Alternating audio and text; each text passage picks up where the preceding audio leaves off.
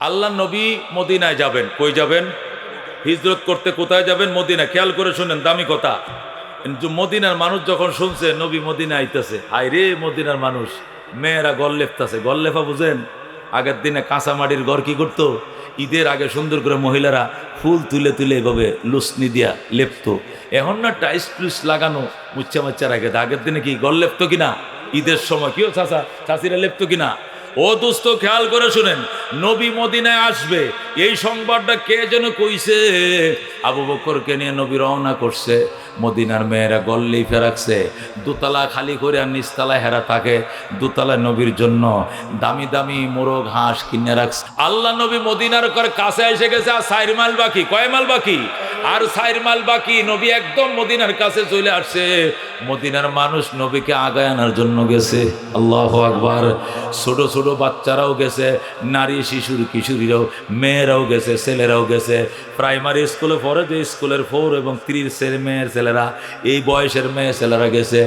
একটা জায়গায় কইতেছে, হুজুর আমার আব্বা প্যারালাইসিস, অসুস্থ, লাঠি ছাড়া চলতে পারে না, আইতে পারছে না।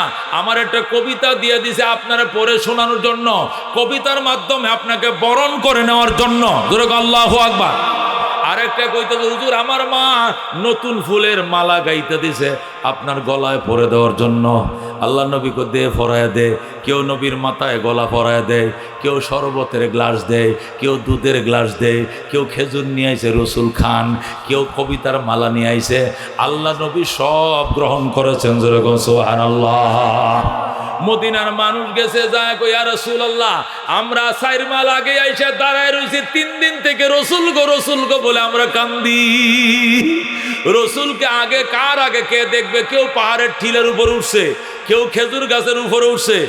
সবার আগে রসুলকে দেখলাম। আল্লাহু আকবার। ওই যে নবী দেখা যায়, ওই যে পিছন দিয়ে আবু বকর, সামনে দে নবী। কার আগে কে নবীরে দেখবে, একটা প্রতিযোগিতা শুরু হয়ে গেছে। আল্লাহু আকবার। সাহাবীরা যায়, কেউ বলে হুজুর এদিকে যান। কয় কেন? কই এই রাস্তাতে সামনে গেলে আমগো বাড়ি। আচ্ছা দাঁড়াও। আরেকজনকে হুজুর না হেদিকে না এদিকে চলেন, হুজুর সামনে গেলে আমগো বাড়ি। আরেকজনকে হুজুর সোজা চলেন, সামনে টিলার উপরে আমাদের বাড়ি। আল্লাহু আকবার। আল্লাহ নবীরে পাগল বানায় ফেলাইতেছে।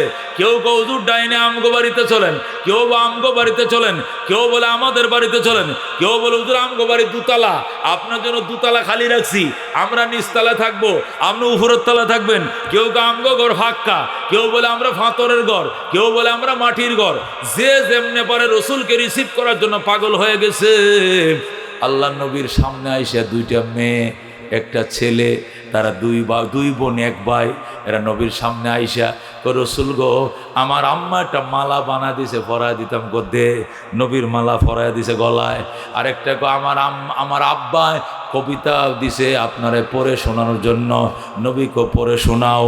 আল্লাহ নবীর উটের বহর যাইতেছে, রাস্তার মধ্যে কিটকিট করে তারা ভাই বোন নাচে আর কবিতা পড়ে। তলাল বাদর আলাইনাম মিন সানিয়াতিল বেদাম ওয়াজাবা শুকরু আলাইনা মাদা লিল্লাহি দা। মারহাবা। এত সুন্দর সুন্দর কবিতাগুলো করে তারা বরণ করে নিয়েছিল। অর্থ যদি জানতেন তাইলে না বুঝতেন তারা কি বলছিল। এদের কবিতাগুলো নজরুল ইসলাম বাংলা করছে, বলবো না বাংলা। এই সুন্দর সুন্দর কিশোর কিশোরী ছোট বাচ্চা ভাই বোনেরা আল্লাহ নবীর উটের বহরের সামনে কিটকিট করে নাচতেছিল আর বলতেছিল, রাতের আধার কেটে কেটে আকাশে চাঁদ উঠলো। সুবহানাল্লাহ।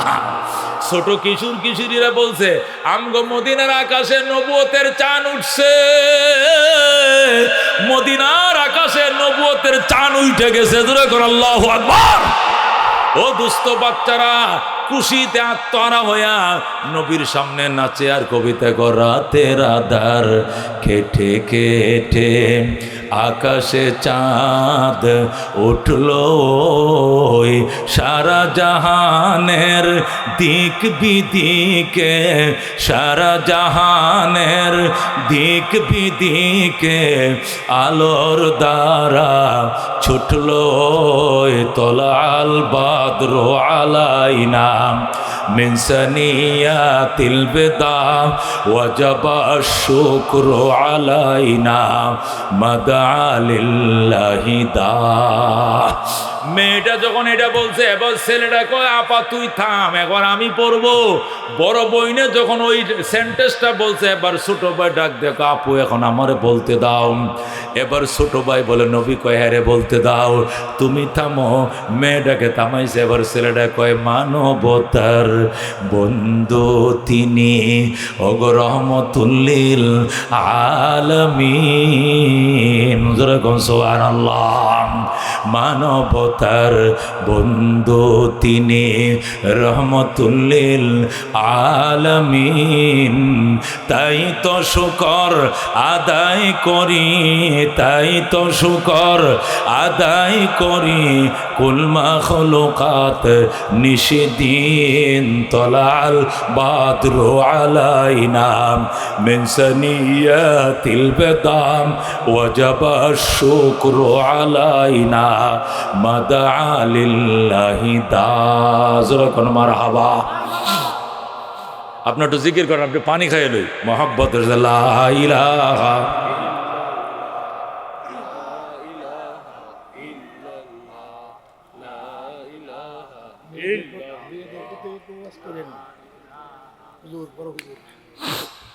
এটা শেষ করে লই। মেয়েরা এটি শুনতেছে, কথা কোন ঠিক কিনা? মেয়েরাও নবীরে গজল গাইছে, ছেলেরাও গাইছে। আল্লাহ নবী সাল্লাল্লাহু আলাইহি সাল্লাম এইভাবে মাথা ঝুলাইতেছিলেন আর কবিতা শুনতেছিলেন, যেরকম সুবহানাল্লাহ। একটু পরে নবী ডাক দেখো, আল্লাহ, কেউ আমার ডাইনে যাইতে কয়, কেউ বামে যাইতে বলে, কেউ সামনে যাইতে বলে, আমি একা, আমি কয়জনের মন রক্ষা করব? আল্লাহ তুমি শুনে দাও, আমি কি সিদ্ধান্ত নিলে ভালো হয়? আল্লাহ ডাক দেখো, বন্ধু লেগামটা ছেড়ে দাও, উটের লেগাম ছেড়ে দাও। লেগাম আমি আল্লাহ আমার হাতে নিয়ে নিলাম, জোরে কোন আল্লাহু আকবার। আল্লাহ নবী আস্তে করে উটের লাগাম ছেড়ে দিস। এখন সাহাবায়ে কেরাম বলে, হুজুর আপনার লাগাম ছেড়ে দিলেন কেন? লাগাম তো হলো এটা হিয়ারিং, স্টিয়ারিং, কতক্ষণ ঠিক কিনা, এটা দিয়ে গাড়িটা চালায়। উটের এবং ঘোড়ার হলো লাগাম দেয়, ডাইনে টান দিলে ডাইনে যায়, বামে টান দিলে বামে, সোজা টান দিলে সোজা দৌড়া। এটা তো আপনারা বুঝেনি, এটা স্টিয়ারিং সিস্টেম, এটাতে গাড়িটা চালায় যেমনে। এখন আপনি যে লেগাম ছেড়ে দিলেন, এখন উট কোন দিকে যাবে? নবী ডাক দেখো, সাহাবায়ে কেরাম, লাগাম আমি ছাড়ি নাই, লাগাম আমার হাত থেকে আমার আল্লাহ নিজের হাতে নিয়ে নিছে। আল্লাহ বলছে, লাগাম আমার হাতে ছেড়ে দাও। আমি উটের লাগাম আল্লাহর হাতে ছেড়ে দিয়েছি। এখন আল্লাহ যারে পছন্দ করেন, উট তার বাড়িতে যাবে। সুবহানাল্লাহ। এখন নবী কয়, তোমরা দুরূদ শরীফ পড়ো, দেখি আমি কার ভাগ্যে আছি। এখন বুঝে দেব ভাগ্য পরীক্ষা। সাহাবায়ে কেরাম আল্লাহুম্মা সাল্লি আলা মুহাম্মদ ওয়া আলে মুহাম্মদ জোরে জোরে পড়তেছে, আল্লাহুম্মা সাল্লি আলা মুহাম্মদ ওয়া আলে মুহাম্মদ, সবাই পড়তেছে। আর মনে মনে কইতেছে, আল্লাহ আমগো বাড়িতে তোমার নবীরে নিও, আমগো বাড়িতে নিয়ে আমার মা গল লিপে রাখছে, চাদর ধুয়ে রাখছে, সবাই সবারটা বলতেছে। হঠাৎ করে ওমর ডান দিকে, হঠাৎ করে উঠটা ডান দিকে মুরনিয়া ঠিলার উপরে উঠাম, একদম একটা বাড়ির উঠানের মধ্যে যায় শুয়ে গেছে। ও দোস্ত, পাহাড়ের উপরে উঠছে, ঠিলের উপরে উঠে একবারই এক সাহাবীর বাড়ির উঠানে শুয়ে গেছে। নবী ডাক দেখো, বাড়ির মালিক কে? বাড়ির মালিক কে? হযরতে আবু আইয়ুব আনসারী ডাক দেখো, হুজুর আমি এই বাড়ির মালিক। বলেন আল্লাহু আকবার। নবী ডাক দেখো, আবু আইয়ুব তুই বড় ভাগ্যবান, আল্লাহ আমারে তোর বাড়িতে আনছে। হুজুর আমনে আয়েন না? আমি আহি নাই, লাগাম তো আমার হাতে ছিল না, লাগাম তো আল্লাহর হাতে ছিল, আল্লাহ নিজের হাতে ধরে তোমার বাড়িতে আনছে। আল্লাহু আকবার। আবু আইয়ুব আনসারী কয়, আলহামদুলিল্লাহ, লাকাল হামদু ওয়া লাকাশ শুকর ইয়া আল্লাহ। ও আল্লাহ, তোমার প্রশংসা, তোমার সব প্রশংসা। আবু আইয়ুব আনসারী আল্লাহর প্রশংসা করতেছে। নবী ডাক দেখো, আবু আইয়ুব রে, আবু আইব একটা কথা মানবে নাকি? মানবো। আচ্ছা, আমার 3 দিন পর্যন্ত আগায় আনার জন্য মেয়েরা ছেলেরা সব দাঁড়ায় রয়েছে, রসুল গো কয়ে কাঁদতেছে, এদের পেটে কোনো আহার নাই। আমার মন চাইছিল একটু মেজবান দিয়ে এদের সবাইরে যদি এক বেলা তুই খাওয়াইতি। আবু আইব আনসারী হুজুর আলহামদুলিল্লাহ আমি খুশি, যতটা উট লাগবে আমি এতটা উট জবে করব, আমি মদিনার বিশিষ্ট ধনী, আপনি চিন্তা করেন না। আল্লাহু আকবার। আবু আইব আনসারী রাদিয়াল্লাহু তাআলা ডেক বসাইছে, মেজবানের ডেক বসায় দিছে, মেজবান শুরু হয়ে গেছে, উটের গোশত বোনা হইতেছে আর মেয়েরা রুটি বানাইতেছে নবীর জন্য এবং নবীর সাথে যারা বরযাত্রী আইছে সবার জন্য। জোরে কোন সুবহানাল্লাহ। হঠাৎ করে যখন রান্নার ধোঁয়া উঠতেছে, ঠিলার উপরে বাড়ি, কোথায় বলছিলাম বাড়িটা? ঠিলার উপরে বাড়ি।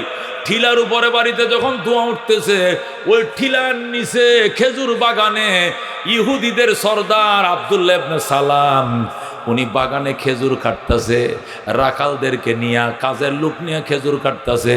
নবী যখন মদিনায় আসছিলেন তখন খেজুর কাটার সিজন ছিল, জুলাই মাস ছিল। কি মাস ছিল? আর জুলাই মাস ছিল। ওই সময় খেজুর কাটার ধুম। আরবের একটাই ফসল, এটা হলো খেজুর। এই খেজুর কাটার টাইম ছিল। হযরত আব্দুল্লাহ ইবনে সালাম উনি রইসুল ইহুদিদের লিডার ছিলেন, ইহুদি পাদ্রী ছিলেন। উনি তখন মুসলমান হন নাই, উনি ওই বাগানে খেজুর কাটতেছিলেন। উনি যখন দেখলেন ওই আবু আইব আনসারীর বাড়ির মধ্যে ধোঁয়া উঠতেছে, তখন উনি বুঝে ফেলাইছে নিশ্চয় আমার দোস্তের বাড়িতে কোনো বিয়ার অনুষ্ঠান চলছে, নিশ্চয় কোনো দাওয়াতের অনুষ্ঠান, নতুবা ডেক বইছে, এইভাবে ধোঁয়া উঠতেছে। কারণটা কি? গোলাম রে ফাটায় কসল দি যা, আমার দোস্তের বাড়িতে কি এর অনুষ্ঠান দেখে আমারে তো দাওয়াত দেয় নাই। আমার দোস্তের বাড়িতে বড় অনুষ্ঠান দেখা যায়, যেভাবে ধোঁয়া উঠতেছে নিশ্চয় রান্না বাড়ার কোনো আয়োজন, কিন্তু আমারে দাওয়াত দিল না। ঘটনাটা কি? গোলাম গেছে, গোলাম দৌড়ায় যায়, ঘুরে আইসা কত, স্যার ও স্যার শুনেন, আমার মালিক শুনেন, যে এতদিন পর্যন্ত আপনি তাওরাত শরীফ পইরা যে আখিরি নবীর গল্প আমাদেরকে শোনাইতেন, ওই রহমতুল্লিল আলামিন আপনার দোস্তে বাড়িতে আবু আইব আনসারীর বাড়িতে তশরিফ আনছে। যে নবীর ঘটনা তাওরাত পরে পরে আমাদেরকে শুনাইতেন, ওই নবী আপনার বন্ধুর বাড়িতে তশরিফ আনছে। আপনার বন্ধু নবীর আগমনকে স্বাগতম জানায় খুশিতে মেজবান দিয়ে দিছে। এই জন্য মেজবানের ডেক চলতেছে।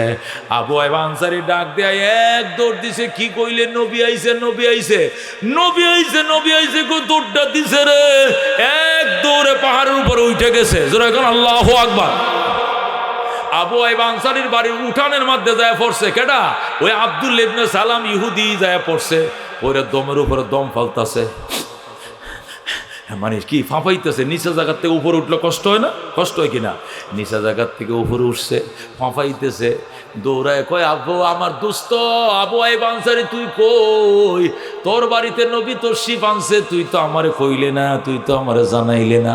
আমি নবীরে দেখতে আইছি, নবীর কাছে লয়ে যা। আবু আইব আনসারী কো, তোরে কাছে জানাইব? তুই হলো ইহুদির বাচ্চা, আমরা মুসলমান, মুসলমানদের নবী আইছে, তোর আবার আমর ঢাকিয়ের, তোর আবার প্রমোদ কিসের, তোরে দাওয়াত দেই নাই।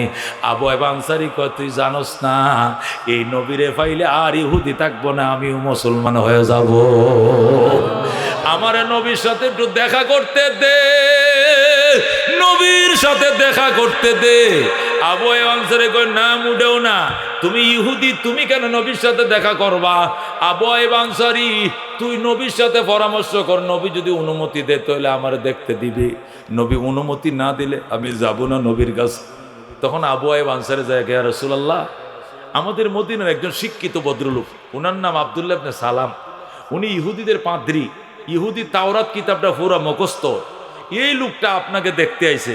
এতক্ষণ তো সব মুসলমানরা আইছে, আর এখন আইছে ইহুদির বাচ্চা, এখন কি করা? রসুল কর নাম কি? কর নাম আব্দুল্লাহ ইবনে সালাম।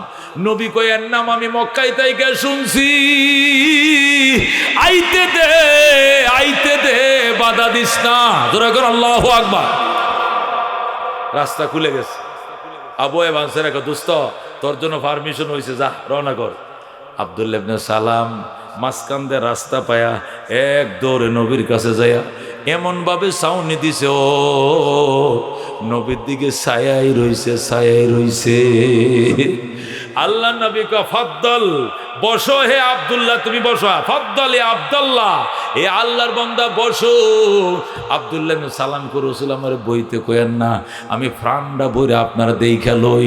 মনটা বইরা দেখছে, দেখার পরে আব্দুল্লাহ ইবনে সালাম বলতেছে আল্লাহ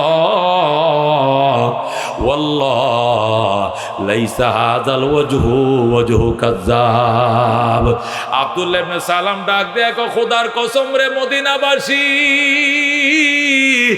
এই চেহারা মিথ্যাবাদীর চেহারা নয়, এটা 100% সত্যবাদী নবী। জোরে কর আল্লাহু আকবার।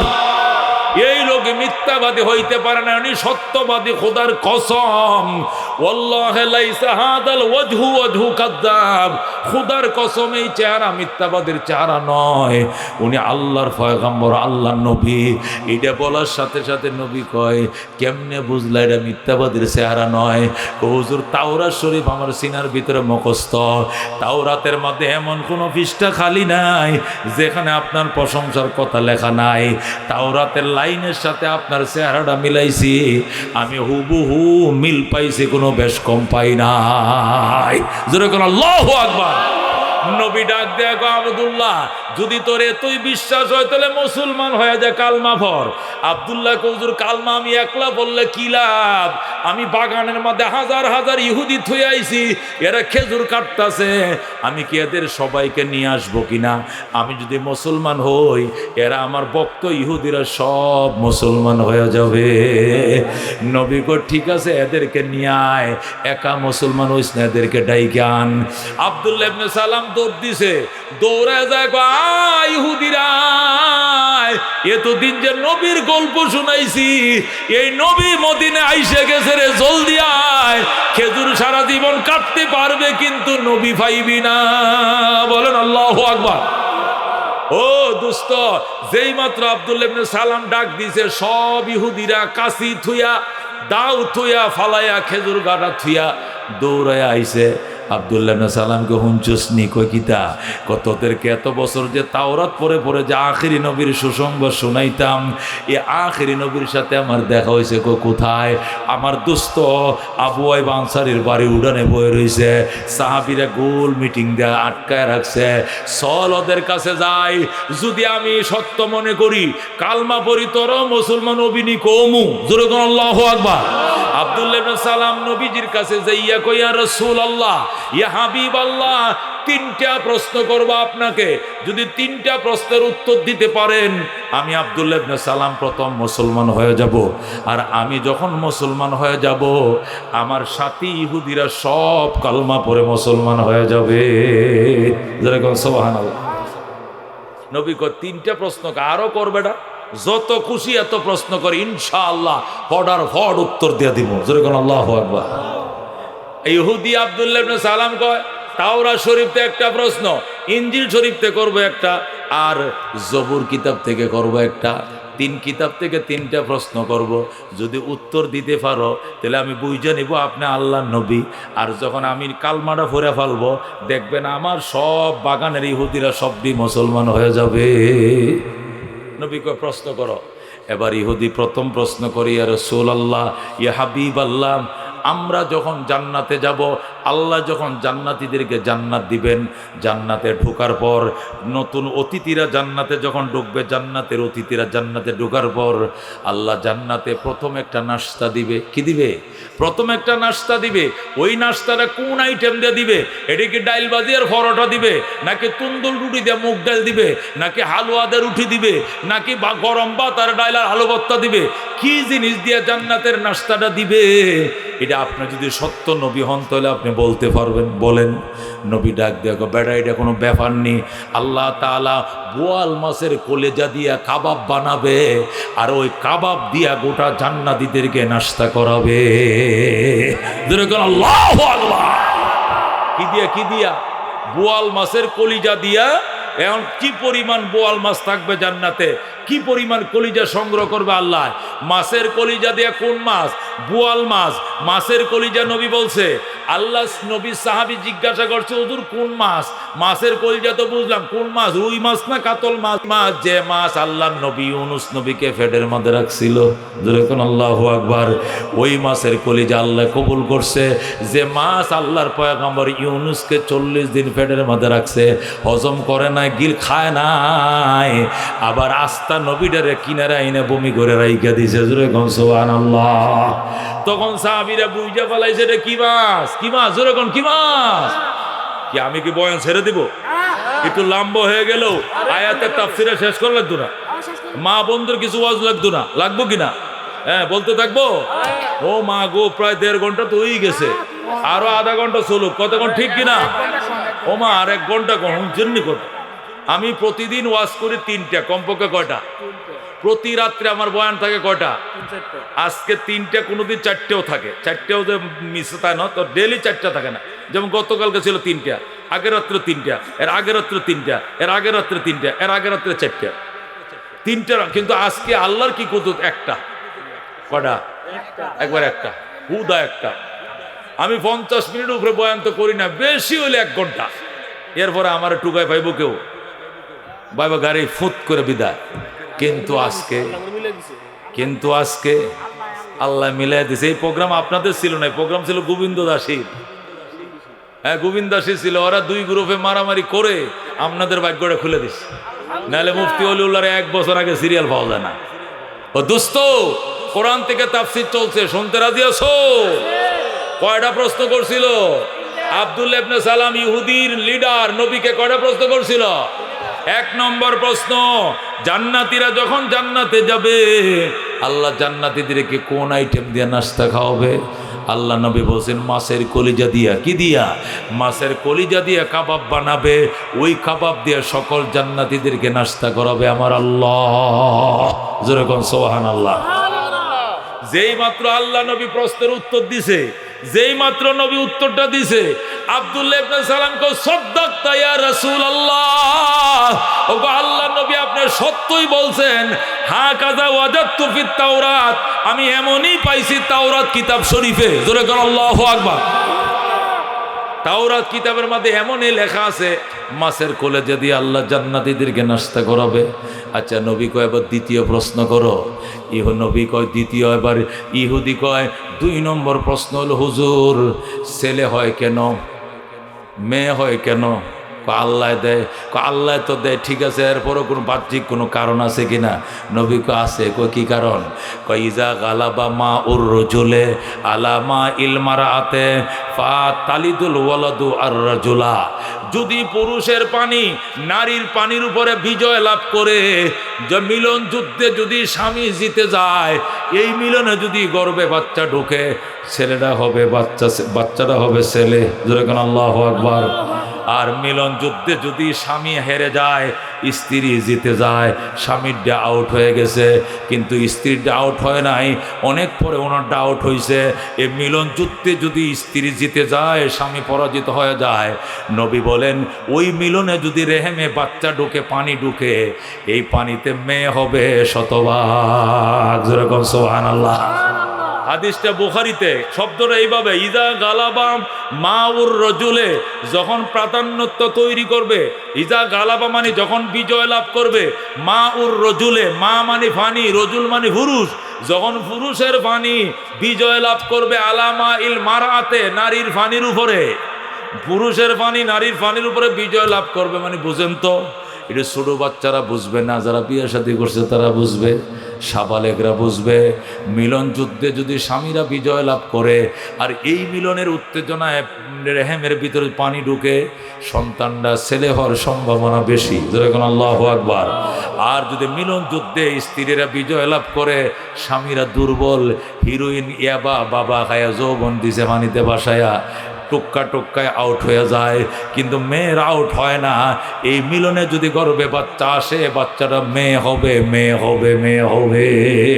যেরকম আল্লাহু আকবার। সাহাবী কয় যদি মেয়ে না হয়, মেয়ে যদি নাও হয়, অন্তত এই বাচ্চারা তার মার কালার পাইব। বাপ কালো, মা সুন্দর, বাচ্চারা সুন্দর হইব। কিন্তু মার কালার নাও হয়, নাহলে মার চরিত্র ডইল ভাইব। এই বাচ্চাটা মার। আর যদি বাবারটা বিজয় লাভ করে ছেলে হবে, ছেলে যদি না হয় মেয়ে হয়, তাহলে মেয়েটা মার সুন্দর কালারটা না ভাই বাপের কালো কালার পাইব। ছেলে হয় না মেয়ে হয়েছে, মেয়ে হলে মেয়েটা বাপের কালার পাইব। দেখা গেছে বাপ কালো মা সুন্দর, বাবা আশা করছিল একটা সুন্দরী মাই আল্লাহ দিব এর মার মতো হলে, কিন্তু মা মেয়ে হয়ে গেছে বাপের মতো। এরকম হয় কিনা? হয় কিনা? এটারও কারণ আছে। আল্লাহ নবী এত সুন্দর করে উত্তরটা দিলেন, সাহাবী কো সাদ্দাকতা ইয়া রাসূলুল্লাহ, ওগো আল্লাহর হাবিব আপনি শতভাগ সত্য বলেছেন, এমনই পাইছি আমি আসমান কিতাবে। আল্লাহু আকবার। রাসূল কয় এবার 3 নম্বর প্রশ্ন কর। সাহাবী আব্দুল্লাহ ইবনে সালাম কো 3 নম্বর প্রশ্ন, ওমাযা আলামাতুস সাহ, নবী গো কিয়ামতের আলামত তো বহু আছে, কিন্তু একদম কিয়ামতের কাছাকাছি যে বড় বড় আলামতগুলো দেখা দিবে, যেগুলো দেখা দিলে একদম কিয়ামত কাছে এসে যাবে, ওই আলামতগুলো কি?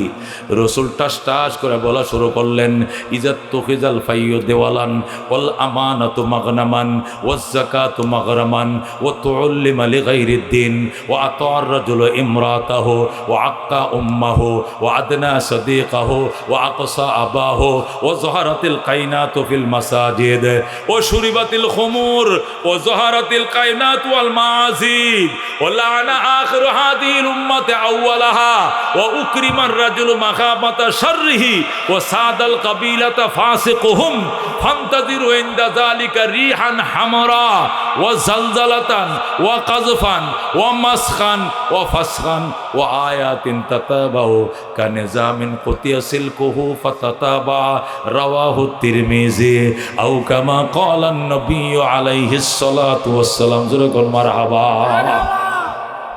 আল্লাহ নবীকে প্রশ্ন করছে কিয়ামতের বড় বড় আলামগুলো কি? আল্লাহ নবী ফটাফট বলে দিলেন। যখন নবী বলে দিলেন, আব্দুল্লাহ ইবনে সালাম কো সাদ্দাকতা ইয়া রাসূলুল্লাহ, ওগো আল্লাহ নবী আপনি শতভাগ সত্য বলেছেন, এমনই আসমানি কিতাবে পাইছি। নবীকে আবার প্রশ্ন কর। হুজুর প্রশ্ন 3টা শেষ আর লাগতো না, এখন কি করবে? আব্দুল্লাহ ডাক দেয়া কো আশহাদু আল্লাহ ইলাহা ইল্লাল্লাহ ওয়া আশহাদু আন্না মুহাম্মাদান আবদুহু ওয়া রাসূলুহু। কালমা পড়ে আব্দুল্লাহ মুসলমান হয়ে যায়। জোরে কোন সুবহানাল্লাহ।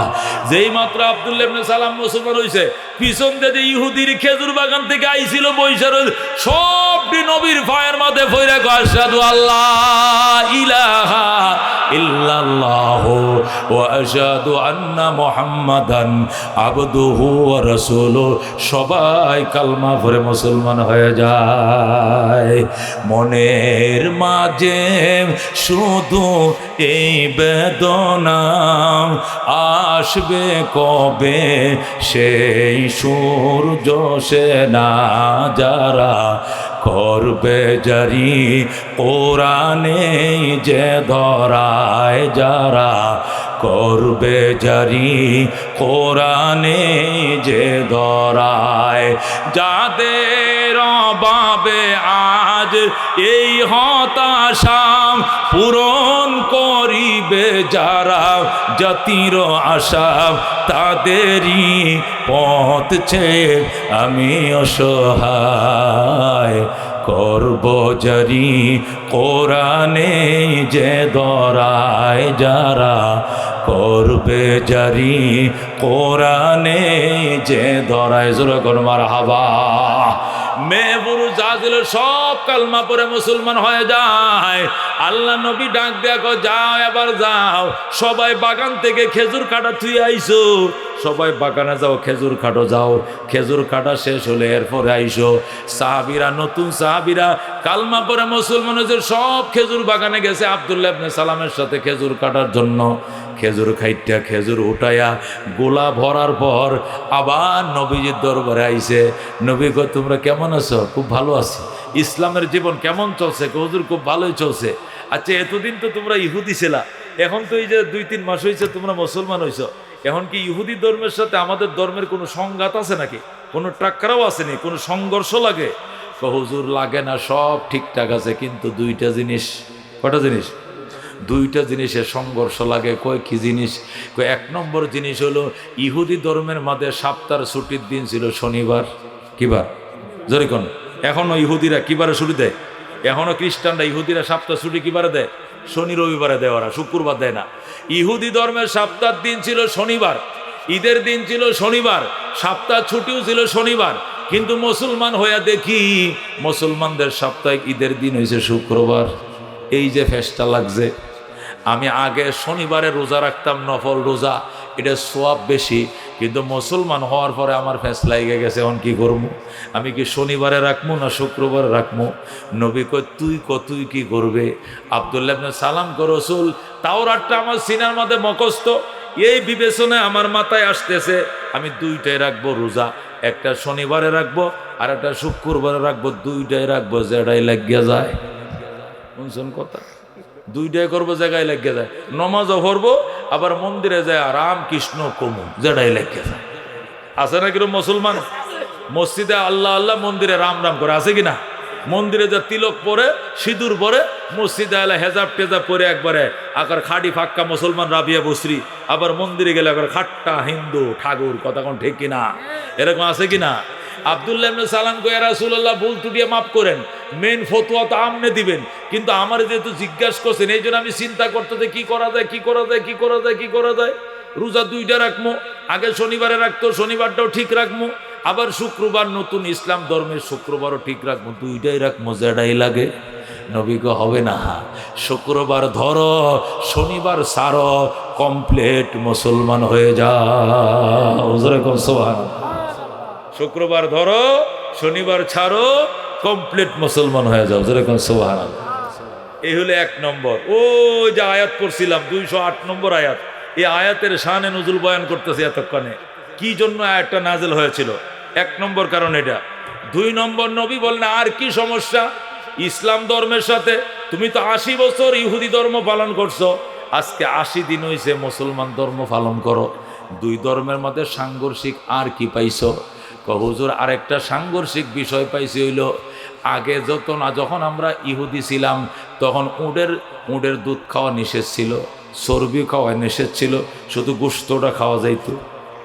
ইহুদি ধর্মের বিধান হলো গরু, উট, বেড়া, দুম্বা এগুলোর গোশতগুলো খাওয়া যাবে, গোশতের সাথে সাথে চর্বি থাকে না, তেল থাকে না, তেলের টুকরাগুলো সাদা সাদা, এটি খাওয়া হারাম। এগুলো কাইটা চাকুতে ফালাই দিতে হয়। আমরা তো ফালাই না, আমরা 1 কেজি গোশত কিনলে তা 1 পত্র চর্বি থাকে। কথা ঠিক কিনা? 750 টাকা 1 কেজি গোশত কিনলে 250 হলো হাড্ডি, 250 হলো তেল, আর আধা কেজি গোশত 750। কথা ঠিক কিনা? অথচ ইহুদি ধর্মের মধ্যে তেল এটা আগে কাইটে ফেলাই দিত। তেল খাওয়াই হারাম। চর্বি আর কি, যেটাকে চর্বি বলা হয়, এই চর্বি কি ছিল? হারাম ছিল। এবং দুধ খাওয়া, উটের দুধ খাওয়া, গাভীর দুধ খাওয়া তাদের জন্য হারাম ছিল। এখন আব্দুল্লাহ ইবনে সালাম কয়, হুজুর, ইসলাম ধর্মের সাথে আগের ইহুদি ধর্মের তেমন সংঘর্ষ নাই, দুইটা সংঘর্ষ। একটা তো বললাম শুক্রবার শনিবারের সংঘর্ষ, আরেকটা হলো ইহুদি ধর্মের মধ্যে গোশত খাওয়া বৈধ ছিল, চর্বি খাওয়া নিষেধ ছিল, আর দুধ খাওয়া নিষেধ ছিল। কিন্তু ইসলামে আইসা দিকে দুধ হলো 1 নম্বর খাবার, সারাবান তহুর, এটা মহাপবিত্র খাবার। এইটার উপরে প্রোটিনযুক্ত কোনো হাই প্রোটিন কোনো খাবারই নাই, এটা মহাপবিত্র জিনিস, নবী রাসূলরা পর্যন্ত খায়। সুতরাং এখন আমি তো বড় পেঁচে পড়ে গেলাম, এখন আমি যে মুসলমান হয়েছি, আমি কি এখন কি চর্বিও খাইতে পারবো আর দুধও পান করতে পারবো, না ইহুদি ধর্ম অনুযায়ী ছেড়ে দিতে হবে? রসুলকে এখন তুমি মুসলমান হয়েছো না? হয়েছি। তো তোমার মনে কি কয়? তুমি একজন ইহুদি ধর্মের পণ্ডিত হিসাবে, ইহুদি ধর্মের একজন পাদ্রী হিসাবে তুমি বলো তো কি কইলে ফতোয়াটা ভালো হয় বলো? আপনি তো ফতোয়া দিবেন, তবে আমার মতামত হইল চর্বি আর এই দুধ এটা না খাওয়াটাই বালা। কারণ এত বছর যেহেতু খাই নাই, 40 বছর 80 বছর বয়স হয়েছে, খাই নাই, আর বুড়াকালে ইসলাম ধর্ম গ্রহণ করছি, এখন খাইলেও পেট খারাপ করবো, কারণ এটার প্রতি একটা ঘৃণা এসে গেছে। সুতরাং আর খাইতাম না, এটা নিয়ত করছি। রসুলকে হবে না, চর্বিও খাও, গোশতও খাও, দুধও খাও, কমপ্লিট মুসলমান হয়ে যাও। সুবহানাল্লাহ। এই দুইটা ফতোয়া যখন নবী দিল, কাকে? আব্দুল্লাহ ইবনে সালামকে। আব্দুল্লাহ ইবনে সালামের ফতোয়ার সাথে কিন্তু নবীটা মিলতেছে না, কথা ঠিক কিনা? হেডটি সংশোধন করে নতুন ফতোয়া নবী দিছে। এখন আব্দুল্লাহ ইবনে সালাম বলে, হুজুর, এই যে ফতোয়াটি আপনি দিলেন, এগুলোকে আপনি দিলেন নাকি আল্লাহ দিলেন? মানে কি আপনার পক্ষ থেকে বলছেন নাকি আল্লাহর পক্ষ থেকে বলছেন, ওহির মাধ্যমে বলছেন? এটা একটু জানতে চাই। রসুলকে কি বললি? আমি দিলাম আর আল্লাহ দিল মানে কি? আমি কি আল্লাহর ইশারা ছাড়া কোনো কথা বলি? ওমা ইয়ানতিকু আনিল হাওয়া ইন হুয়া ইল্লা ওয়াহয়ু ইউহা। আল্লাহ নিজেই বলছেন আমার বন্ধু মনের পক্ষ থেকে একটা কথাও কয় না, আমি যেটা ওহির মাধ্যমে পাঠাই ওই গল্প ওই নবী উম্মতের শোনায়। কথা কোন ঠিক কিনা?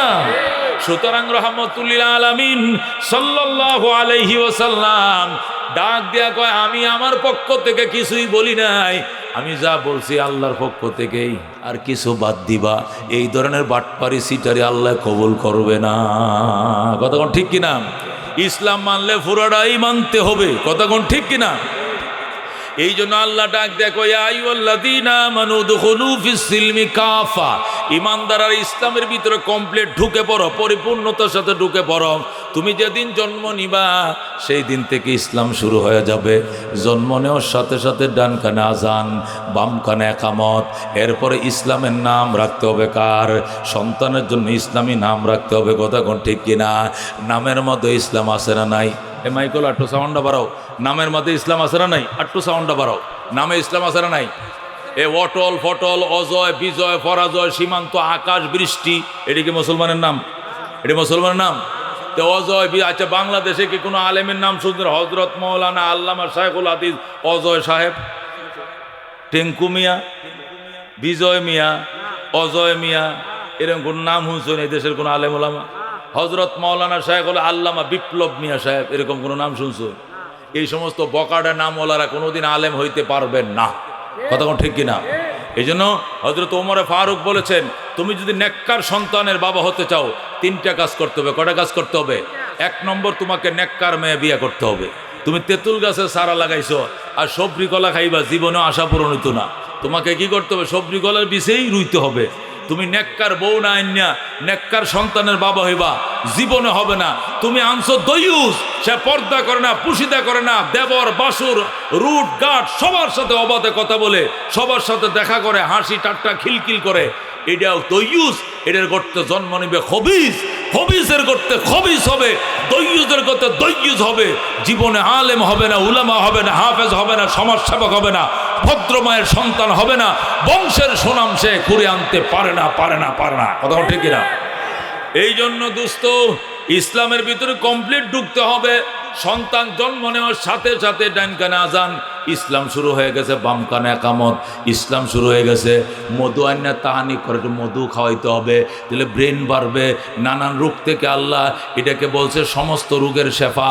এই জন্য জন্মের পরে একটু মধু তার জিব্বায় লাগাই দিতে হবে। সারা জীবন আল্লাহ অসংখ্য রোগ বলাই থেকে তার আল্লাহ হেফাজত করবে। জোরে কোন সুবহানাল্লাহ। এরপরে তার নাম রাখতে হবে ইসমে আব্দুল্লাহ, আব্দুর রহমান, আব্দুল করিম, আব্দুর রহিম, শামসুল ইসলাম, অমুক ইসলাম, এরকম সুন্দর সুন্দর নামগুলো রাখবা। অজয় বিজয় বিপ্লব সীমান্ত আকাশ বৃষ্টি, এই সমস্ত নাম বাজান রাখা যাইতো না। ইসলামের নাম রাখতে হবে। সুম্মা আহসিন তাদিবাহু, এরপরে সুন্দর আদব তুমি তারা শিখাইতে হবে। এই সন্তানরা যেদিন আব্বা বলা শিখবে, এই সন্তান যেদিন আম্মা ডাকা শিখবে, সরালম আলম, বলো বল, কয়কার কা কয়কার কা কাকা, নয়কার না নয়কার না নানা, আক্ষরিক জ্ঞান যখন সন্তানরা শিখবে, সাথে সাথে তার কলিজা ছিদ্র করে ঢোকাওলা ইলাহা ইল্লাল্লাহ মুহাম্মাদুর রাসূলুল্লাহ, আশহাদু আল্লাহ ইলাহা ইল্লাল্লাহ ওয়া আশহাদু আন্না মুহাম্মাদান আবদুহু ওয়া রাসূলুহু। কলিজা ছিদ্র করে তার কলিজার মধ্যে কালিমা ঢুকাও।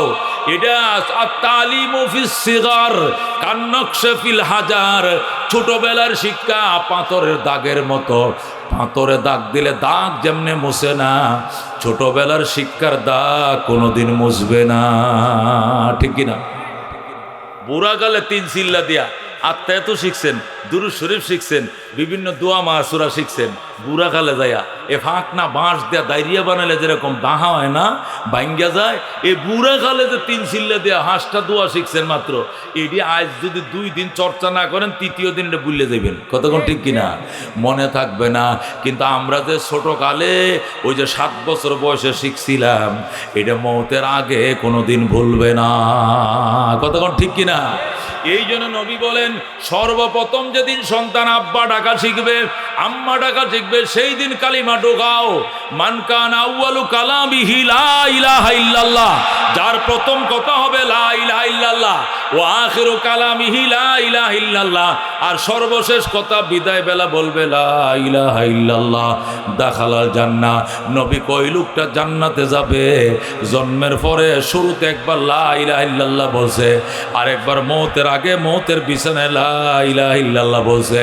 মাঝখানে যদি 80 বছর বাইচা থাকে তবু আমার আল্লাহ তার জীবনের গুনাহ মাফ করে জান্নাত দিয়ে দিবে। যেরকম সুবহানাল্লাহ। এই জন্য দোস্ত, নামের মাঝে ইসলাম আছে না নাই? তোমার নামটা বললেই যেন বুঝে তুমি মুসলমানের সন্তান। যদি গয় ছেলে তোর নাম কি গো? বিপ্লব। বিপ্লব কইলে আপনি থেমে যাবেন। থেমে যাবেন মানে কি? বিপ্লব। আচ্ছা, তো তোরা মুসলমান না হিন্দু? চিনা জানা না তাহলে কি মুসলমান না হিন্দু জিজ্ঞেস করো, কত ঠিক কিনা? তোর নাম কি? অজয়। অজয়। আচ্ছা, তোর বাপের নাম কত? বিজয়। হইল না। তোরা কোন বংশ? আমরা চৌধুরী বংশ। তবু বুঝতে পার হিন্দুর মধ্যে তো চৌধুরী আছে, আছে কিনা? অজয় দেও বুঝলো না মুসলমান, বিজয় দেও বাবার নাম দিয়ে বুঝলো মুসলমান, বংশের নাম কইছে তখনও বুঝে আসে না। কি বিপদে পড়ছে, অন আর কি জিগাইব কর। পরে কয় একটু লুঙ্গিটা খুলতো তুই। এছাড়া তোরে তো আমি চিহ্নিত করার কোনো ব্যবস্থা পাইতেছি না। এখন ওই কাটা না আখাটা ওইটা দেখে বুঝতে হবে সে মুসলমান না হিন্দু। কথা কোন ঠিক কিনা? এই জন্য আল্লাহ নবী বলছে তোমার নামটা বলা মাত্রই যেন একজন বুঝে ফেলে যে মুসলমানের সন্তান। কথা কোন ঠিক কিনা? এমন নাম তুমি রাখবা। এরপরে তোমার বাচ্চাদের যেদিন আল্লাহু আকবার আলম বল বল কলম কয়কার কা কয়কার কা কাকা ময়কার ময়কার মামা, এটি যেদিন শিক্ষা শুরু করে ওই দিনে কালিমাটা তার সিনার ভিতরে ঢুকাইবা। এরপরে মাদ্রাসায় পাঠাইয়া মক্তবে নিয়ে আত্মায়ত দুরূদ শরীফ শিখাইবা, 10টা হাদিস শিখায় ফেলবা, 10টা কোরআনের আসুরাগুলো শিখায় ফেলবা, শিখাইয়া মক্তবটা শেষ করিয়া এরপরে কলেজে পাঠাইবা। এই যদি ব্যারিস্টার হয়, ডাক্তার হয়, মাস্টার হয়, কোনোদিন নাস্তিক হবে না, খোদার দুশমন হবে না। তুরস্কের প্রেসিডেন্ট, তুর্কি প্রেসিডেন্ট ডক্টর এরদোগান, কি নাম? তুর্কি প্রেসিডেন্ট হাফেজ এরদোগান, সে ডক্টর। ও মুসলমান, সে ছোটবেলায় কোরআনের হাফেজ হয়েছে। সুবহানাল্লাহ। এই জন্য আজকে সে মুসলিম উম্মার সে অভিভাবক। বর্তমানে সৌদি আরব মুসলিমদের অভিভাবক নয়, তুর্কি প্রেসিডেন্ট অভিভাবক। যদি বলেন ইরানরা অভিভাবক, ইরানরা অভিভাবক নয়, ইরানরা তো শিয়া, শিয়ারা মুসলমান নয়।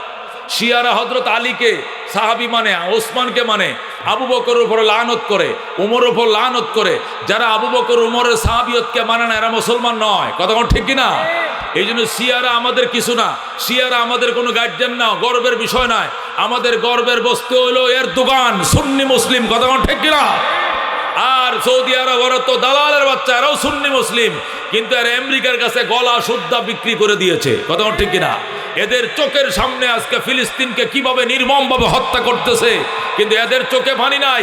ওরা নারী নিয়া আর অর্থ নিয়া, মেলা নিয়া, উলা নিয়া এরা খেলতেছে। কথা ঠিক কিনা? ওদের কোনো টেনশন নাই। টেনশনের দোকানের সবসময় সে হুঙ্কার দিয়ে কথা বলতেছে। ও মুসলমান, এ হাফেজের দোকান, কোরআনের হাফেজ।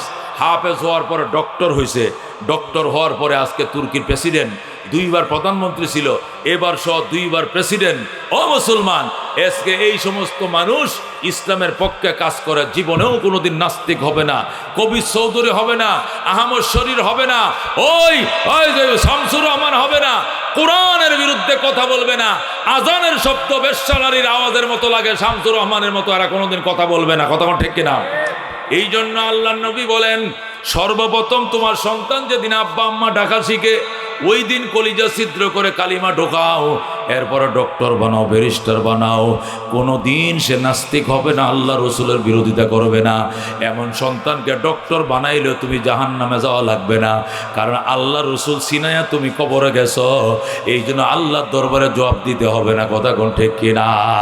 কিন্তু সন্তানকে আল্লাহ রসুল না সিনায়া তুমি যদি মারা যাও, এই জন্য হাসরের ময়দানে আল্লাহর দরবারে এক পায়ে দাঁড়ায় জবাব দিতে হবে। ও আব্দুল করিম, ছেলেরে ডক্টর বানাইছিলা, ব্যারিস্টার বানাইছিলা, উন্নত দেশে পাঠায় ডক্টরেট আনাইছিলা, কিন্তু আল্লাহ চিনাও নাই, রসুল চিনাও নাই, সে আত্মায় তো জানে না, নামাজ জানে না, এত বড় নাফরমানি তুমি কেমনে করলা? ছেলেটাও জাহান্নামে যাবে, লোকে তুমিও জাহান্নামে যাবে। নাউজুবিল্লাহ। তখন সন্তানের সাথে পিতা মাতাকেও জাহান্নাম দিবে। এই জন্য দোস্ত, আল্লাহ ডাক দেখো দুখুলু ফিস সিলমি কাফা, ইসলামের ভিতরে কমপ্লিট ঢুকো। সুতরাং নামের মধ্যে ইসলাম আছে না নাই? লেখাপড়ার মধ্যে ইসলাম আছে না নাই? সর্বপ্রথম সিএ টিকেট, আরে টিরেট, ডিএজি ডগ, কুত্তা, বানর, হনুমান, বিড়াল, এই ইঁদুর, বান্দর, এগুলো আগে শিখায় না, প্রথম শিখায় আশহাদু আল্লাহ ইলাহা ইল্লাল্লাহ ওয়া আশহাদু আন্না মুহাম্মাদান আবদুহু ওয়া রাসূলুহু। সর্বপ্রথম তুমি কোরআন শিক্ষা দাও, এরপরে তুমি যা খুশি তা করো, এরপরে তুমি মরলে জবাব নাই, সে মরলেও জবাব নাই। আল্লাহর সিনা, নবীর সিনার এলেম তুমি তার আগে শিখিয়ে দিয়েছ। এরপরে বিয়া শাদীর মধ্যে ইসলাম লাগবে কিনা? আল্লাহ নবী বলছেন তুমি বিয়া করবা দিন প্রাধান্য দিয়া। দিনদার ছিল মেয়েটা, এরপরে বংশ ভালো ছিল আরো ভালো, সুন্দরী ছিল আরো ভালো, এরপরে পয়সার মালিক ছিল আরো ভালো, কিন্তু আগে দেখতে হবে দিন আছে কিনা। প্রথম দেখবা দিন। দিনদারি যদি মেয়েটার ভিতরে থেকে, নামাজ পড়ছে, বুরকা পরে চলছে, এরপরে সুন্দরী হইলে আর কোনো কথা নাই, টাকা পয়সা হইলে আরো ভালো, ক্ষমতার দলীয় সমর্থন থাকলে আরো ভালো, এলাকার সম্ভ্রান্ত হইলে আরো ভালো, তবে প্রথম ভালো হইল দিনের ভালো। কথা ঠিক কিনা? দিনের ভালো দেখে মেয়ে বিয়ে করো। এই মেয়ের করতে ছেলে হোক আর মেয়ে হোক দিনদার হবে। আর যদি খারাপ মেয়ে দেখে বিয়ে করো, এই ঘরে কোনো দিন ভালো মেয়ে হবে না। গাই গুনে তার ঘি, মা গুনে তার জি। কথা ঠিক কিনা? গায়ে যদি ভালো হয়, দেশি গায়ে হয়, গিডেও ভালো হইব গারো। কতক্ষণ ঠিক কিনা? আর যদি বিদেশি অস্ট্রেলিয়ান গায়ে দুধও ফানসা, ঘিও ফানসা। কতক্ষণ ঠিক কিনা? এই জন্য সমাজে বলে গাই গুনে তার ঘি, মা গুনে তার জি। কতক্ষণ ঠিক কিনা? মা যদি ভালো হয়, জিও ভালো হবে। এই জন্য বিয়ের মধ্যে ইসলাম থাকতে হবে, ব্যবসার মধ্যে ইসলাম থাকতে হবে। ব্যবসার মধ্যে ওজনে কোনোদিন কম দেওয়া যাবে না, নকল নোট দিয়ে কেনা বেচা করা যাবে না, আর শুকনা জিনিসের সাথে বিজায়া মাল ওজন বাড়ানো যাবে না। 2 নম্বর 1 নম্বর মিক্সার করে বিক্রি করা যাবে না। আল্লাহ নবী বলছেন আত্তাজিরুস সাদুকুল আমিনু, সত্যকাতী ন্যায় পরায়ণ বাদশা, এরা নবী রাসূল সিদ্দিকগণের সাথে জান্নাতে যাবে। সুবহানাল্লাহ। এই জন্য ব্যবসার মধ্যে ইসলাম থাকতে হবে। রাজনীতির মধ্যে ইসলাম আছে না নাই? আছে কিনা? রাজনীতির মধ্যে ইসলাম আছে রে বাজান। 53 বছর হয়েছে বাংলাদেশ স্বাধীন হয়েছে, এ 53 বছর এখনো সাম্য পাই নাই, মানবিক মর্যাদা পাই নাই, ন্যায় বিচার পাই না, শুধু আয়নাঘর পাইছে, আয়নাঘর। কথা কোন ঠিক কিনা? অথচ দেশটা স্বাধীন হয়েছিল 53 বছর আগে 3টা স্লোগান নিয়ে। কয়টা স্লোগান? এই বাংলাদেশ স্বাধীন হয়েছিল কয়টা স্লোগান নিয়ে? বৈষম্য বিরোধী স্লোগান নিয়ে। 1 নম্বরে আমরা সাম্য প্রতিষ্ঠা করব বলেই যুদ্ধ করি, ন্যায় বিচার প্রতিষ্ঠা করব বলে যুদ্ধ করি, মানবিক মর্যাদা প্রতিষ্ঠা করব বলে যুদ্ধ করি, আমরা একটি জীবনকে বাঁচাবো বলে যুদ্ধ করি, আমরা একটি ফুলকে বাঁচাবো বলে যুদ্ধ করি। কথা ঠিক কিনা? এটা ছিল স্বাধীনতা সংগ্রামের স্লোগান। ন্যায়, সাম্য, মানবিক মর্যাদা, ন্যায় বিচার, 3টা প্রতিষ্ঠা করার জন্যই বন্ধু স্বাধীনতা সংগ্রাম শুরু হয়েছিল। 26শে মাস শুরু হয়েছে, 16ই ডিসেম্বর শেষ হয়েছে। টানা 9 মাস রক্তক্ষয়ী সংগ্রাম চলছে। কথা কোন ঠিক কিনা? রক্তক্ষয়ী হয়েছে কিনা? রক্ত শুধু রক্ত নয়, শুধু রক্ত নয়, রক্তের সাগর। 1 সাগর রক্তের বিনিময়ে দেশ স্বাধীন হয়েছে। কথা কোন ঠিক কিনা? 30 লক্ষ মানুষ শহীদ হয়েছে, 2 লক্ষ মা বোন শহীদ হয়ে কি হয়েছে? সম্ভ্রম ইজ্জত হারাইছে। এরপরে 9 মাস রক্তক্ষয়ী সংগ্রামের পর দেশ স্বাধীন হয়েছে। আগে কি ছিল? পরাধীন ছিল, পরে স্বাধীন হয়েছে। আগে বৈষম্য ছিল, সাম্য প্রতিষ্ঠার জন্য দেশ স্বাধীন করছে। আগে বৈষম্য কেমনে ছিল?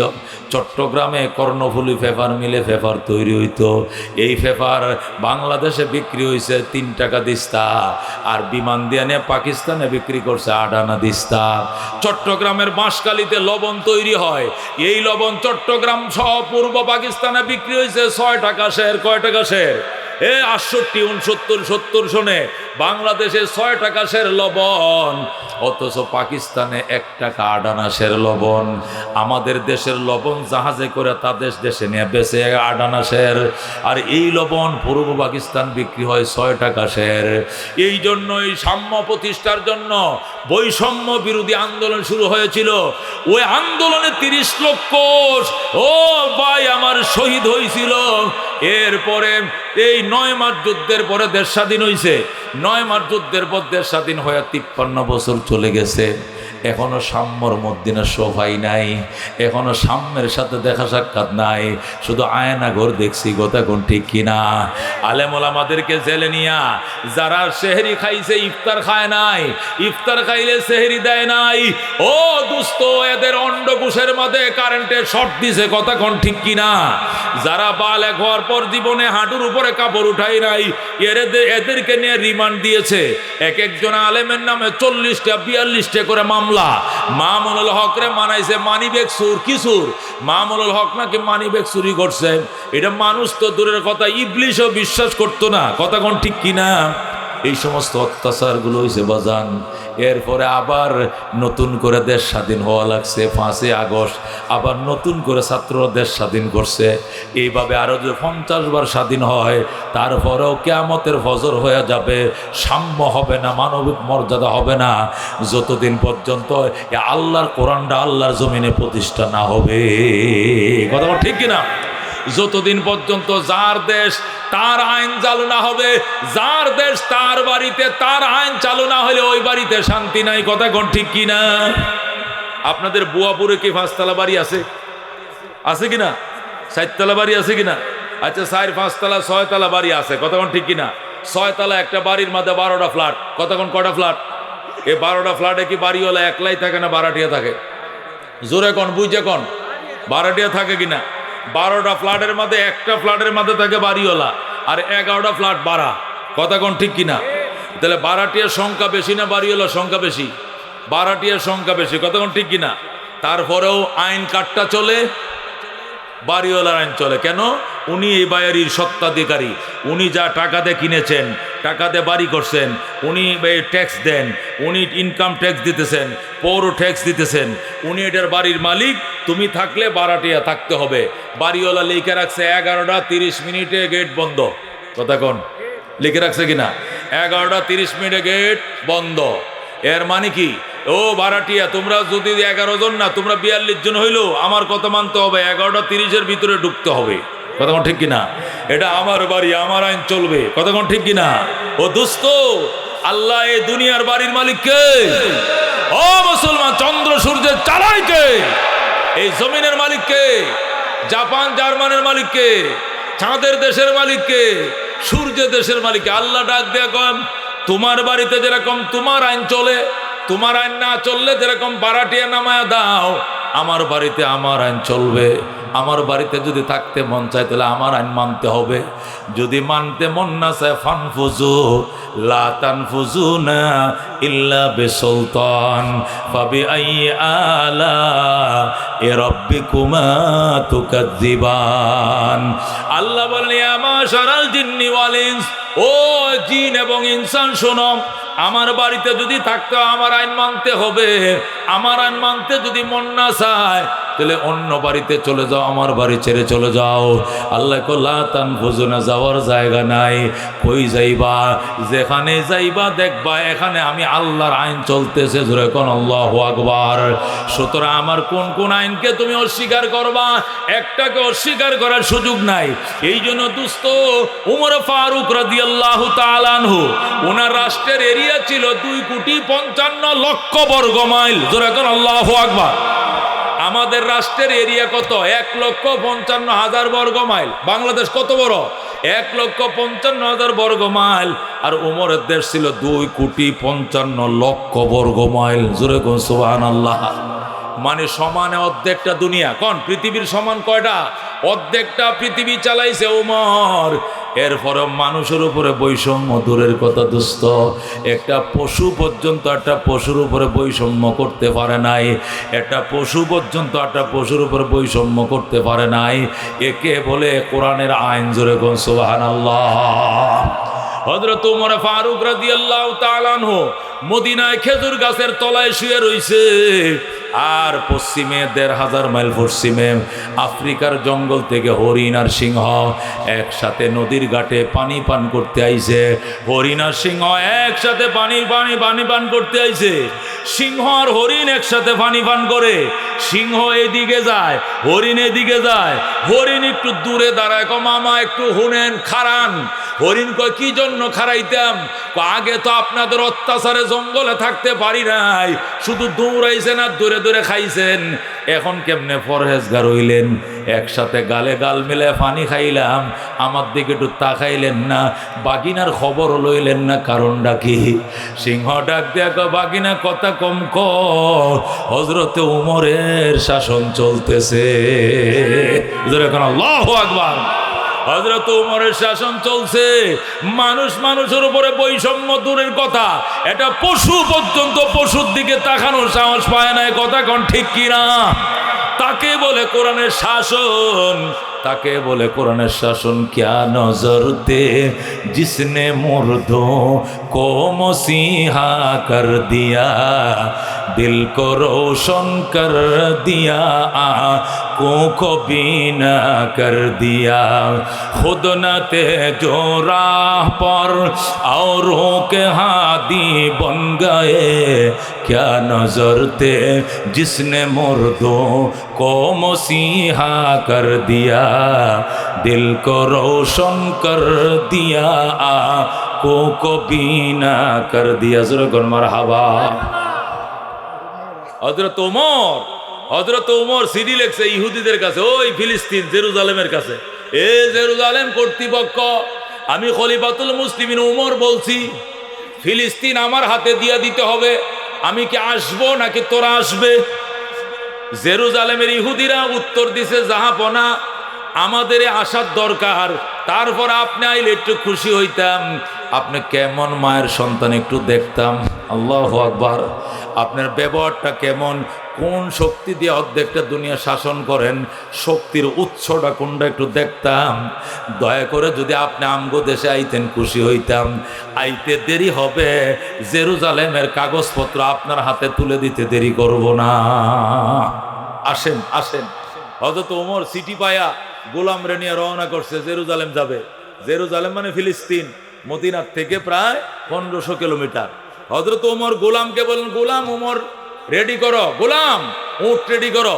গোলাম উট রেডি করলো। হযরত ওমর উটের পিঠে উঠে বসলো, গোলাম লাগাম ধরে টানতেছে। ওমর বইসে রইছে। 3 মাইল গেছে। কয় মাইল? 3 মাইল পর্যন্ত রশি টানতেছে গোলামে, বইসে রয়েছে অধ্যক জাহানের বাদশা ওমর। 3 মাইল যাওয়ার পর এক কদম বেশি যাইতে পারে না, ওমর গুন্যা রাখছে। 3 মাইল যাওয়ার সাথে সাথে ওমর লেগামটা টান দিয়ে কয় দাঁড়া। কয় কেন? পরে বলতেছি দাঁড়া। গোলাম দাঁড়াইছে, ওমর লাফ দিয়ে নামছে, নাইমে কয় লাগামটা আমার হাতে দে, এবার তুই উটের পিঠে উঠে বয়, তুই বইসা থাকবে, অর্ধেক জাহানের বাদশা ওমর এগার লাগাম ধরে টানবে। ও মুসলমান, সাম্য কাকে বলে, মানবিক মর্যাদা কাকে বলে? এবার গোলাম উইটে বইছে, ওমর লাগাম ধরে টানতেছে। গোলাম কলা ইলাহা ইল্লা আনতা সুবহানাকা ইন্নী কুনতু মিনাজ জালিমিন। ওমর কয় তুই মুসিবতের কালমা পড়স কে? তোর উপরে কোন বিপদ আইছে? বিপদ মানে এটা কোনো যে কোনো মুহূর্তে আইতে পারে। কই কি বিপদ? ঠাডাও ভরতে পারে মাথায়, আসমানও ভাঙ্গা ভরতে পারে। কারণ কি? অর্ধেক জাহানের বাদশা লেগাম ধরে টানে, আর আমি মফিজ বয়ে রয়েছি উটের ফিডের উপরে। জোরে করে আল্লাহু আকবার। ওমর ডাক দেখো, গোলাম কথা কম কমিয়া, কথা কম কর। তোমার কবরে তুমি যাইবা, আমার কবরে আমি যাইব। আমার কবরে তুমি যাইবা না, তোমার কবরে আমি যাইব না। আল্লাহ যদি হাসরের দিন জিজ্ঞাসা করে, ওমর অর্ধেক জাহানের বাদশা ছিলা, কিন্তু তোমারে যে রক্ত মাংস দে বানাইছি, গোলাম রে তো একে রক্ত মাংস দে বানাইছি। সারা পথ শুধু সেই লাগাম ধরে টানলো, আর গোটা রাস্তা তুমি বইসে আরাম করছো। গোলামের কি আরামের দরকার ছিল না? এই কথার কোনো জবাব আমার কাছে নাই। এই জন্য 3 মাইল আমি টানবো, সে বসবে, পরের 3 মাইল সে টানবে, আমি বসবো। এর বেশ কম করা যাবে না। এটাই সাম্য, এটাই মানবিক মর্যাদা, এটাই ন্যায় বিচার, এটাই কোরআন থেকে শিখছি, এটাই নবীর থেকে শিখছি। জোরে করে আল্লাহু আকবার। ও দোস্ত, এইটা প্রতিষ্ঠা না হওয়া পর্যন্ত আওয়ামী লীগ যাবে, বিএনপি আসবে, বিএনপি আসবে, জাতীয় পার্টি যাবে, অমুক আসবে, একটার পর একটা শুধু বদলে হবে, কিন্তু আমগর কপালে ভাগ্যের পরিবর্তন ঘটবে না। কথা কোন ঠিক কিনা? এই জন্য দোস্ত কোরআন লাগবে। আল্লাহ কয় এই জন্য রাজনীতির মধ্যে ইসলাম আছে না নাই? আছে কিনা? এবারের নির্বাচনে কোরআনের পক্ষে যদি সব আলেম ওলামা ইসলামী শক্তি সব নিয়ে এক হইয়া একবার কোরআনের পক্ষে একটু ভিক্ষা চাইতে আসে, কারা কারা দিতে রাজি আছেন? হাতটা বাড়ান দেখি। লিল্লাহ তাকবীর। আল্লাহ কবুল করে জোরে করে আমিন। আল্লাহ কউদুখুলু ফিস সিলমি কাফা, ঈমানদাররা ইসলামের ভিতরে পরিপূর্ণ ঢুকো। ওয়ালা তাত্তাবিউ খুতুওয়াতিশ শাইতান, শয়তানের অনুসরণ করিও না। শয়তান বুঝাইবো, কি বুঝাইবো? শয়তান বলবে বুড়ের মধ্যে কোনো ইসলাম নাই, বুড়ের মধ্যে কোনো কি নাই, ইসলাম নাই। হুজুর আর ইসলাম হইলে শুধু মসজিদে টুপিটা মাথার দেওয়ার 2 রাকাত নামাজ বেশি করে পড়তে হইব। ইসলাম হইল নমাজ আর রোজা, রোজার মাস আইলে রোজা রাখন, পয়সা থাকলে জাকাত দেওয়া, আরও পয়সা থাকলে হজ করা, আর টুপি মাথার দেওয়া চলা। আইল কাটার মাঝে ইসলাম নাই, যে যত কাটতে পারে। সীমানার খোঁড়া লারানের মাঝে ইসলাম নাই, জোর যার মুলুক তার। আর নির্বাচনের মতো তো নাউজুবিল্লাহ মিন জালেক, ইসলাম মুডেও নাই। নির্বাচনে তো ইসলাম কি মুডেও নাই। হুজুররাও রাজনীতিতে নাইমা বসে, দেখছো খারবা, এটা কিয়ামতের আলামত। হুজুররাও রাজনীতিতে নাইমা বসে, শুনছেন? এটা বলি কিয়ামতের আলামত। তাহলে উমর যে দেশ চালাইছেন এটা কিয়ামতের আলামত চালাইছেন। আবু বকর যে চালাইছেন এটা কিয়ামত চালাইছেন কেন? আল্লাহু আকবার বলে, আল্লাহু আকবার। এই জন্য আল্লাহ কউদুখুলু ফিস সিলমি কাফা, ইসলামে কমপ্লিট ঢুকো, কমপ্লিট ঢুকো। এটার যেই প্রশ্নটা করছে হুজুর, এই যে 2টা ফতোয়া আপনি দিলেন, একটা হইল শুক্রবার ধরতে হবে, শনিবার ছাড়তে হবে, আর হইল চর্বিও খাইতে হবে, দুধও খাইতে হবে, ইসলামে কমপ্লিট ঢুকতে হবে। এই যে ফতুয়াগুলো দিলেন, আমি তো চাইছিলাম শুক্রবার দড়ি, শনিবারও দড়ি, 2টাই থাক। আমি বলছিলাম যেহেতু চর্বি আগে খাই নাই, দুধও খাই না, এটা বাদ থাক। আগের বহাল 2টা ফতুয়া তাওরাত অনুযায়ী চলবো, আর বাকি ফতুয়াটি কোরআন শরীফ অনুযায়ী চলবো। তাহলে দুটাই ধর্মের উপর আমল হয়ে যাক। আপনি কইলেন যে না, এই ধর্ম ছাড়তে হবে, কমপ্লিট এই ধর্মে ঢুকতে হবে। এই কথাটা কি আপনার পক্ষ থেকে বলেছেন না আল্লাহর পক্ষ থেকে? যেই নবী প্রশ্ন করতে সাথে সাথে জিব্রাইল এসে গেছে। যেরকম আল্লাহু আকবার। জিব্রাইলে 208 নম্বর আয়াত নিয়া সাথে সাথে আইসা কইয়া, আইয়ুহাল্লাযীনা আমানু দুখুলু ফিস সিলমি কাফা ওয়ালা তাত্তাবিউ খুতুওয়াতিশ শাইতান ইন্নাহু লাকুম আদুউম মুবিন। জোরে কোন আল্লাহু আকবার। দোস্ত আল্লাহ ডাক দেখ আমার ইমানদারেরা শোনো, ইয়া আইয়ুহাল্লাযীনা আমানু, এ নো মুসলিম আব্দুল্লাহ ইবনে সালাম শোন। ও খেজুর বাগান থেকে চাষিরা আইছো, তোমরা ঈমান গ্রহণ করছো, তোমরা শোনো। উদখুলু ফিস সিলমি কাফা, ইসলামের ভিতরে কমপ্লিট ঢুকে যাও। শনিবার ছেড়ে দাও, শুক্রবারে ঢুকে যাও। দুধ তোমরা গোশত যেমনে খাও, চর্বি এমনে খাও, দুধ এমনে খাও। ইসলামের ভিতর কমপ্লিট ঢুকে যাও। ওয়ালা তাত্তাবিউ খুতুওয়াতিশ শাইতান, শয়তানে বুদ্ধি দিবে এতদিন খাই নাই আর খায়া লাভটাকে, এই কথা মাইনো না। শয়তানে বুদ্ধি দিবে শুক্রবার রোজা একটা রাখবো, শনিবার একটা রাখি, দেড়াই লাগে যায়, এইটাও মাইনো না। ওয়ালা তাত্তাবিউ খুতুওয়াতিশ শাইতান, শয়তানের পদাঙ্ক অনুসরণ করো না। ইন্নাহু লাকুম আদুউম মুবিন, নিশ্চয় শয়তান তোমাদের জন্য প্রকাশ্য শত্রু। আল্লাহু আকবার। এ দোস্ত আয়াতে কারিমার শানে নজুল বললাম, তরজমা বললাম, এবার তাফসীর। কারা শুনতে রাজি আছেন? আকবার লিল্লাহ তাকবীর। আল কোরআনের আলো, আল হাদিসের আলো, আল কোরআনের আলো। এমন এক মোনাজাত দিব আজকে, চোখের পানি দিয়া যারা মোনাজাত অতীতে কোনোদিন করো নাই, আশা করি আজকে চোখে পানি